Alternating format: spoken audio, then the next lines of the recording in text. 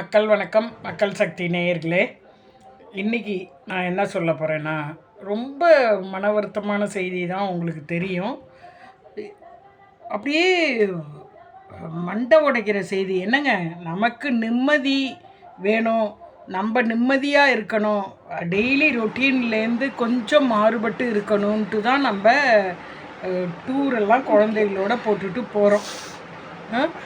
அங்கே போகிற இடத்துலையும் கொடுமைன்னு கோயிலுக்கு போனால் கோயிலில் ஒரு கொடுமை வந்து கூத்தாடித்தான். அது மாதிரி நிம்மதி கிடைக்கணும்னு ஒரு இடத்துக்கு போனால் அங்கே மொத்த நிம்மதியும் இழந்துட்டு மக்கள் அச்சப்பா சாய், இது என்னங்கிறது உங்களுக்கு எல்லாருக்கும் தெரியும். ஆனால் இதில் கொஞ்சம் வந்து பாருங்கள், அதோட அந்த வழி உங்களுக்கு என்னங்கிறத புரிய வைக்கிறேன். அவ்வளோதான். எனக்கு பேச வரலைங்க. உண்மையாகவே எனக்கு இது எப்படி பேசுறது, அதாவது ஒரு துக்க செய்தியை சொல்கிறது கஷ்டமாக இருக்குது. இதை கேட்காம போகாதீங்க. மக்கள் சக்தி சேனல் உங்களுக்கு எதுவாக இருந்தாலும் அதை மன வருத்தத்தை போக்குற மாதிரி தான் கொடுக்கும். நீங்கள் வாங்க, வந்து பாருங்கள். நீங்கள் சப்ஸ்கிரைப் பண்ணாமல் இருந்தீங்கன்னா சப்ஸ்கிரைப் பண்ணுங்கள், கமெண்ட்டு கொடுங்க.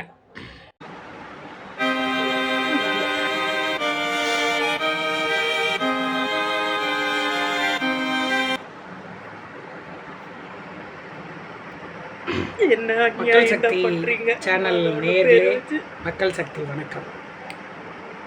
அதனால் விஷயத்தை ஒரு நல்ல செய்தினாலும் போய் சேர்க்க முடியாது, கெட்ட செய்தினாலும் போய் சேர்க்க முடியாது. இப்போ கெட்ட செய்தி, இதை உங்கள்கிட்ட சேர்க்க முடியாமல் தான் நான் இங்கே வந்துட்டுருக்கேன். என்னடா இவ கெட்ட செய்தி சொல்லும்போது ரொம்ப ஃப்ரெஷ்ஷாக இருக்காளேன்னு பார்க்காதீங்க. அப்படி மன உழண்டு நியூஸை கேட்டதுலேருந்து நேற்று நைட்டு பொட்டு தூக்கம் இல்லை. இது நடந்தது 23ன்னு நினைக்கிறேன், 23ஆம் தேதி. ஆமாம், நேற்று மார்னிங் நடந்திருக்கா இல்லை முந்தா நாள் 22 நடந்திருக்கோ, அதெல்லாம் எனக்கு இது இல்லை. நடந்ததை நினச்சி அப்படி ஒரு அர்த்தம். செல்லில் வருது, நியூஸில் வருது, பேப்பரில் வருது. என்ன கொடுமை பாருங்கள். காஷ்மீர் எல்லாம் ஜம்மு அண்ட் காஷ்மீருக்கு ஹனிமூன் போவாங்க, சுற்றுலா போவாங்க. எதுக்கு போகிறாங்க சுற்றுலாலாம்? ஒரு மன நிம்மதி, ஒரு ரொட்டீன் லைஃப்பை வந்து கொஞ்சம் மாறி ஒரு ஜாலியாக இருக்கிறதுக்கு சுற்றுலா போயிருக்காங்க. போன இடத்துலங்க அவ்வளவு பெரிய சுற்றுலா பயணிகளை பார்த்து வச்சு தான் அவங்கள ஒரு இடம் அங்கே சுற்றுலா இதில் இருக்குது. அங்கே போகிறதுனா கொஞ்சம் குதிரையில் தான் போகணுமா.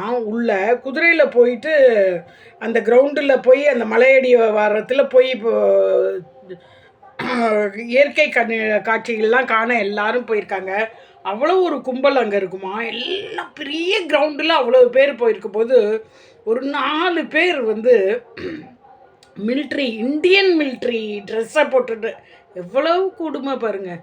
ஒரு அடுத்தவன் யூனிஃபார்மாக அவ்வளோ கேவலப்படுத்துகிறானுங்க. இந்தியன் மிலிட்ரி ட்ரெஸ்ஸை போட்டுட்டு, நீ யார், இந்துவா, கிறிஸ்டினா, முஸ்லீமா? ஓ முஸ்லீமா, அப்போது இந்து கிறிஸ்டியனா அடி சுடு அப்படின்னு ஆம்பளைகளாக சுட்டிருக்காருங்க. ஒரு குடும்பத்தில் கதறாங்க, என்னையும் சுற்றுன்னு ஒய்ஃபு. போய் இதை மோடிகிட்ட சொல்லு, அதுக்கு தான் உன்னை விட்டுருக்கோம் அப்படின்ட்டு அவங்களோட குறிக்கோள் ஹிந்து ஆம்பளைகளை சுட்டிருக்காங்க. அப்படி மன வருத்தமாக இருக்குது. அந்த சீனெல்லாம் பாருங்கள். பார்க்கும்போது என்னால் தூங்க முடியல நேற்று நைட்டு. நான் பல விஷயங்கள் கேள்விப்பட்டிருக்கேன், இவ்வளவு டிஸ்டர்ப் ஆனதில்லை.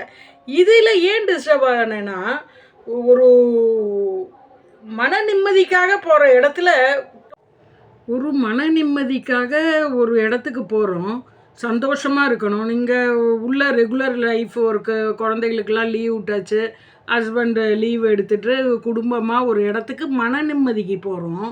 அங்கே டோட்டலாக நம்ம கண்ணுக்கு முன்னாடி நம்ம கணவரை சுட்டு கொன்று, நம்ம குடும்ப தலைவனை சுட்டு கொன்று, அதுவும் என்ன ஒரு கேவலம் ஒரு மதத்துக்காக, நீ இந்துனா இந்த செத்துப்போ அப்படின்ட்டு சொல்கிறது. ஐயோ என்னையும் சுட்டுருங்க அப்படின்னு கதறும் போது, இல்லை நீ போய் இதை மோடிகிட்ட சொல்லு அதனால தான் உன்னை விட்டுருக்கேன்னு குழந்தை வயசா பெண்கள் இவங்களெல்லாம் ஒன்றும் பண்ணலை. வெறும் இந்து ஆண்கள் கிறிஸ்டியனும் சொல்கிறாங்க, கிறிஸ்டியனையும். இது யார் பண்ணினதுனாக்க சந்தேகப்படுறாங்க பாகிஸ்தான்லேருந்து தான் பண்ணியிருக்காங்கன்ட்டு. பாகிஸ்தான் தான் இல்லைன்னு சொல்கிறாங்க. யாருங்க குத்தத்தை ஒத்துப்பாங்க? இது எவ்வளவோ ட்ரெயின் ஆக்சிடெண்ட் கேள்விப்பட்டிருக்கோம், விஞ்ச் ஆக்சிடெண்ட் கேள்விப்பட்டிருக்கோம், வெளியில் பயங்கர இதெல்லாம் கேள்விப்பட்டிருக்கேன். இதில் வருத்தப்படுறது என்னன்னாக்க ஒரு ஜாலிக்கு போகிற இடத்துல செத்து போனவங்க சுட்டு செத்து போனவங்க போயிட்டாங்க, அவங்களுக்கு தெரியறதோட கூட இருந்தவங்க பட்ட அவதி இருக்கே அப்பாப்பா. இதில் கல்யாணம் ஆகி 6 நாளான தம்பதிகள் அனிமூனுக்கு வந்திருக்குங்க. அதில் ஹஸ்பண்டை சுட்டுட்டான், குழந்தையோட அப்பாவை சுட்டுட்டான். அந்த குழந்தை அப்படியே அழறது, அப்பா ஐ லவ் யூப்பா ஐ லவ் யூப்பான்னு. அந்த குழந்தைக்கு ஒரு ஜாலியாக இருக்க வேண்டிய இடத்துல ஒரு பயங்கரத்தை காட்டினா என்ன சொல்கிறது போங்க. இது எப்படி சொல்கிறது? இறைவன் எப்படியும் நமக்கு டெத்து கொடுக்க போகிறான். மனுஷனோட வாழ்க்கையில் ஃபைனல் ஒரு டெத்து தான். அது நம்ம கன்ஃபார்மாக நினச்சிருந்தாலும் இப்படி போகிற இடத்துலலாம் இப்படி நடுக்கமாக இருந்ததுன்னா ஒரு செக்யூரிட்டி இல்லைன்னா என்ன பண்ணுறது? இத்தனை 10 வருஷங்களில் எந்த பாம்பு வெடிக்கிற இதோ எந்த கஷ்டங்களையும் நம்ம கேள்விப்பட்டதில் அவ்வளோ ஒரு பாதுகாப்பான ஆட்சியில் தான் இருந்தோம்.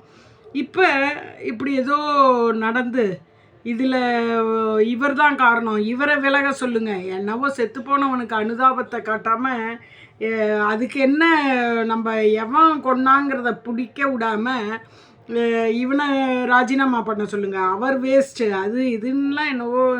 தயவு செஞ்சு மக்களே, நான் எல்லா மக்களையும் கேட்டுக்கிறேன், மதம் கிடையவே கிடையாது. மதம் ஒரு பிடிவாதம் தான். அது மதங்கிறத வச்சுட்டு இந்த இதை போட்டுட்டு நீங்கள் அல்லான்னு கூப்பிட்டா என்ன, ஜீசஸ்னு கூப்பிட்டா என்ன, இல்லை முருகான்னு கூப்பிட்டா என்ன, எல்லோரும் ஒவ்வொருத்தரும் அவன் பையனுக்கு என்ன பேர் வைக்கிறீங்களோ அதை வச்சு கூப்பிட்டு தானே உங்கள் பசங்களை கூப்பிட்டுப்பீங்க. அது மாதிரி அவன் மதத்தில் அவன் சாமியை வேண்டிட்டு போகிறாங்க.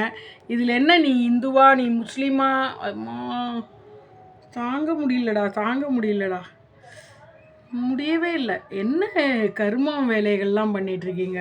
ஜம்மு காஷ்மீருக்கு இப்போ தான் 370 தளர்த்தி எல்லாரும் போகலாம். ஒரு 10 வருஷமாக எல்லாரும் டூரிஸ்ட் ஸ்பாட்டு போயிட்டு தான் இருக்காங்க, நல்ல சந்தோஷமாக தான் இருக்காங்க. இப்படி திடீர்னு இது இறைவனே அவங்களுக்கெல்லாம் ஆயில் முடிஞ்சிருச்சுன்னா இப்படி ஏதோ வேலை பண்ணுறாரா என்ன? என்னால் இதுக்கு மேலே இதை சொல்ல முடியல. இது ஒரு அரசியலாகவும் பேச தெரியல, பேசவும் பிடிக்கல.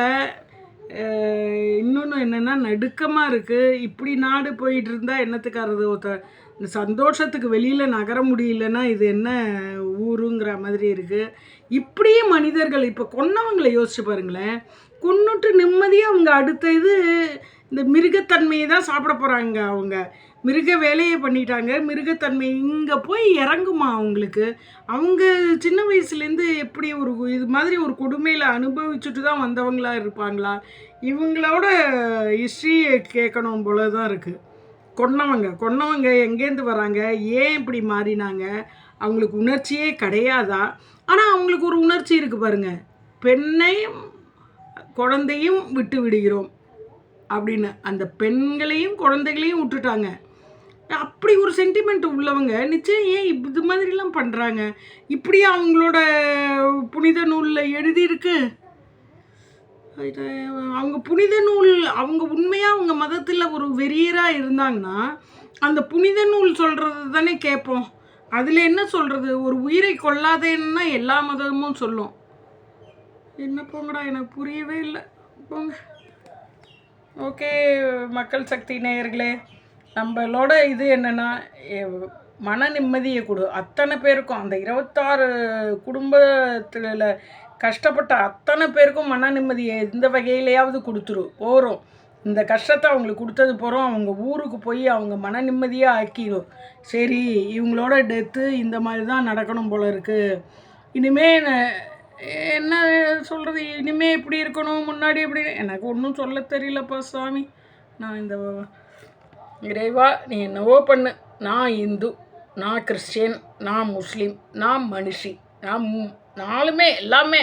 நான் மிருகத்திடம் கூட அன்பு காட்டுபவள். நான் சிலுவையை சுமக்கும் அந்த இயேசுநாதரையும் வழிபடுபவள். நான் அந்த அல்லாவையும் வழிபடுபவள். நான் ஹிந்து. நான் முருகன், பிள்ளையார் அத்தனையும் வழிபடுவது. என்னப்பா வழிபடுறது, இந்த கடவுளெல்லாம் வச்சு வழிபடுறதுல ஒரு மதங்கிறது ஒரு டிசிப்ளின், லைஃப்பை டிசிப்ளினாக கொண்டு வரத்துக்கு தான்ப்பா மதம். மதம் இப்படி இன்டிசிப்ளினாக போகிறதுக்கா மதம்? என்னால் முடியல. போங்க. அட பாவிகளா, மன நிம்மதிக்காக ஒரு ஊருக்கு வராங்க, அவங்களோட மன நிம்மதியை ஒட்டு மொத்தமாக எடுத்துட்டீங்களடா பரதேசிங்களா. கல்யாணம் ஆகி 6 நாளான அந்த பொண்ணோட வாழ்க்கையை நீங்கள்லாம் நல்லா இருப்பீங்களாடா?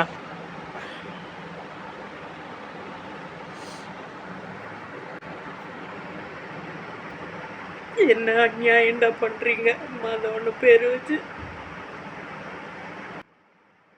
அந்த பிஞ்சு குழந்த அப்பா ஐ லவ் யூப்பா, எப்பா ஐ லவ் யூப்பான்னு கதறது, அதெல்லாம் காதில் விழலையா? அந்த குழந்த மனசுலேயும் மதத்தை விளைச்சிட்டிங்களடா பரதேசிங்களா. போங்கடா. சை.